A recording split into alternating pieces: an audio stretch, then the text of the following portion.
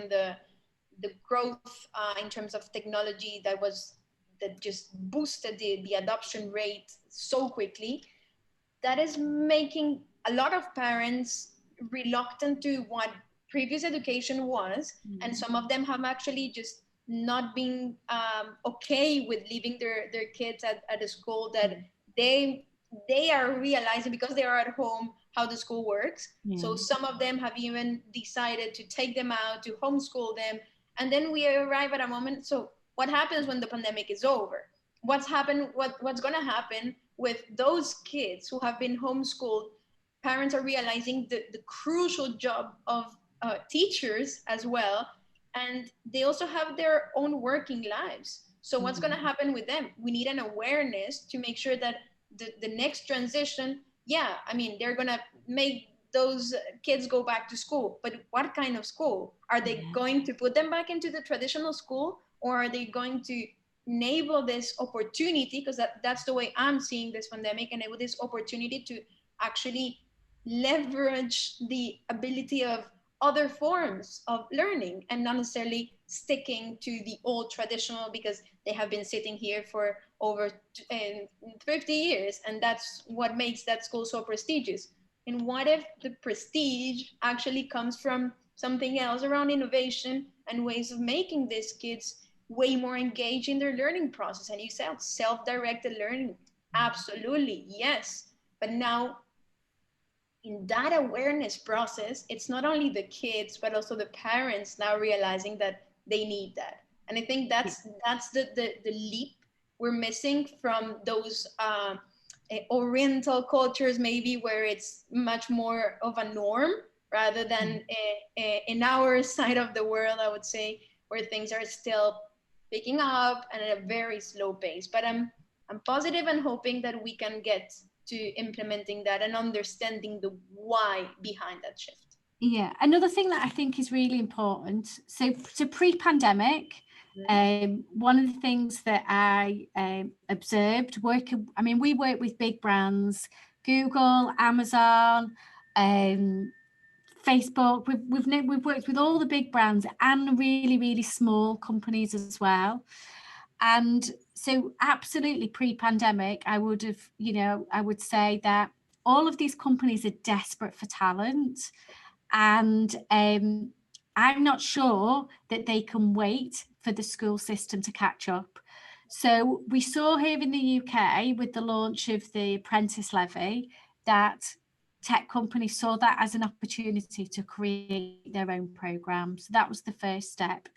I think now, post-pandemic, as people start to get back to normal, actually, already some of the big tech companies are talking about a hybrid model where people will never go back into the office full time. So if people aren't working 9 to 5, then lots of families won't necessarily want a 9 to 3 model for their children. They'll want something more flexible. So again, I think parents, enabled by the companies they work for, again, they will start to seek different, options. Absolutely. And if the companies are sponsoring that idea, going back to the awareness, it's not only something that I as a parent would like, it's something that my employer is also fostering as part of my growth process. So I really like that idea, and I hope we can tend to that. Yeah, I'm loving this idea of, the pandemic as the disruptor. It's, we're always talking about disruptive innovations like products or services or whatever, but this thing has accelerated change in a way that I don't think we've really understood yet, and we will observe that. And it's something I hadn't thought until you brought it up, Jade, about the fact that it's like the whole house of cards is going to kind of tumble down, because you've got companies saying, well, hey, look, we've got to make changes here to working patterns, which is going to impact parents, it's going to impact children.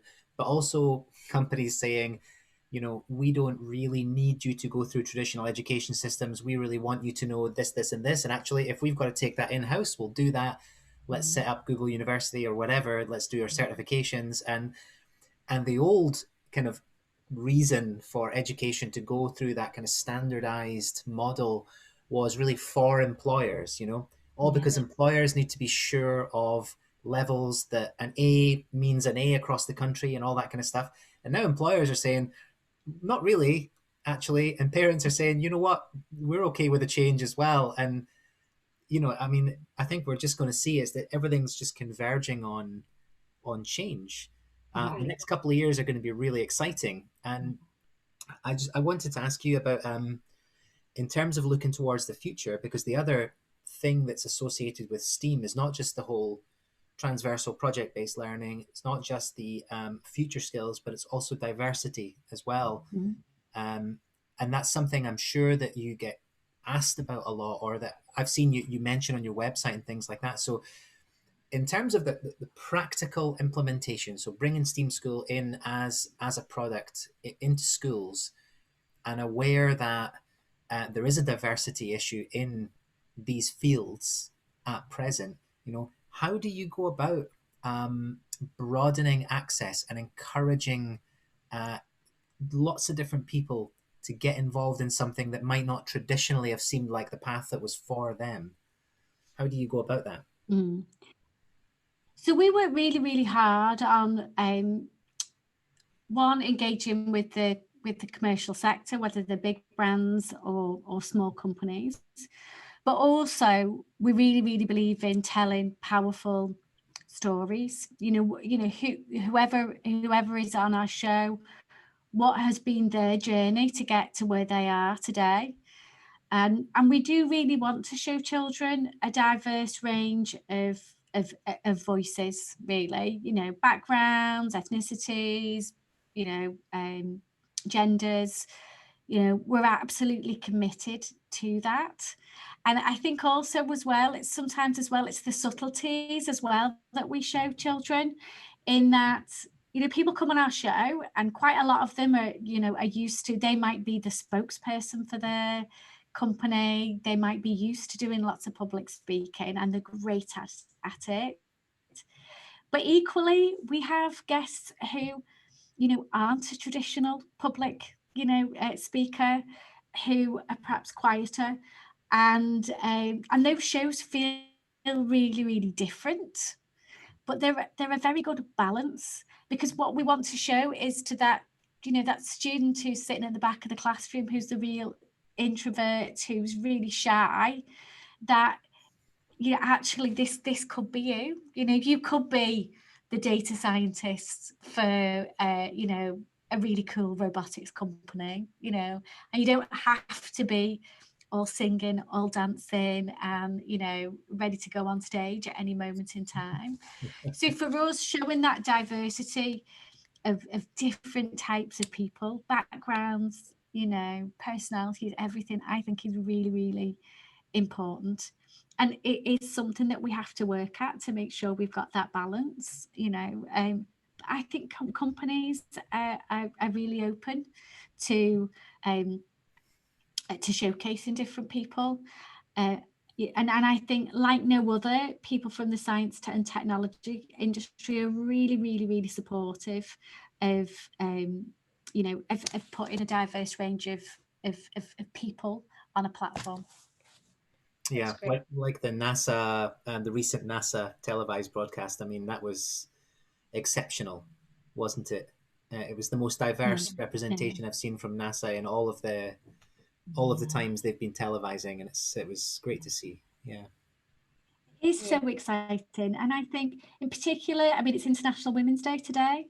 In particular with regards to women, there are so many really, really, really good female role models in the STEM areas these days. Just brilliant communicators, really passionate about what they do, and so important for boys and girls to hear their voices, and to hear their stories. So it becomes more normal, really, for us to have a really good balance of genders in the workplace.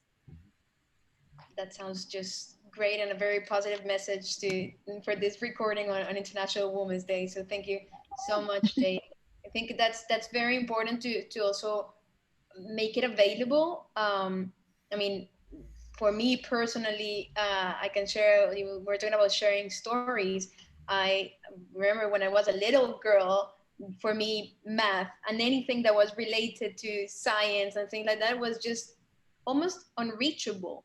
And it was always the subjects that I would fail and things that were just not part of my passion. And it's not like that was actually fostered and say, well, you know what, you can get better at this. No, I mean, it was like, that's it. You have a label on you. You're not the kind of scientific person. And as a challenge this year, at the very beginning of this year, I actually started a course in big data analytics. And that has been a very rewarding experience also to see that maybe a little bit more than half of the my classmates are actually women as well, and I wasn't certainly not expecting that. That's absolutely great. And people from very different backgrounds also now shifting towards data related jobs, which at some point we're seeing like, you know what, this is only for programmers and you're going to be typing 100 hours of code per week. And in reality, it's not about that. So I think it's also a lot about demystifying what this kind of roles are. And yes, I cannot code, but I'm about to finish my course, and I can certainly understand better what these people who code do.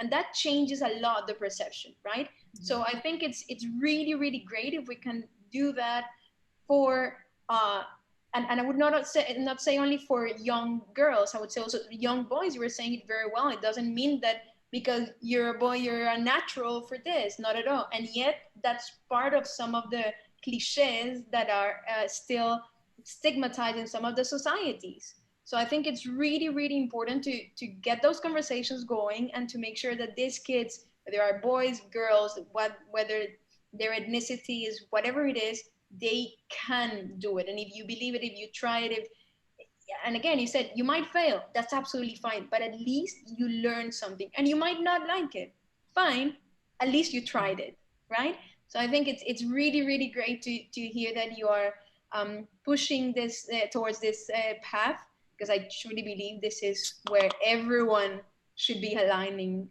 towards. So thank you so much for doing that. Yeah, I tell you what would be really interesting. I should try and find out this. Is that of all of my friends, of people that, you know, pretty much all got children, girls, teenage girls have really, really loved homeschooling. And I wonder, and because that means that they have to get really, really good at independent learning, self-directed learning, how that has changed their career ambitions for the future. Because I wonder whether when they're out of the classroom, whether or not some of those girls might choose more of those kind of science, tech and data in, you know, related fields, you know, as a result of being, you know, all that peer pressure's disappeared, you know, because they're at home alone. It'd be really, really interesting to see some data on how those, you know, how children's aspirations have changed over the course of a year.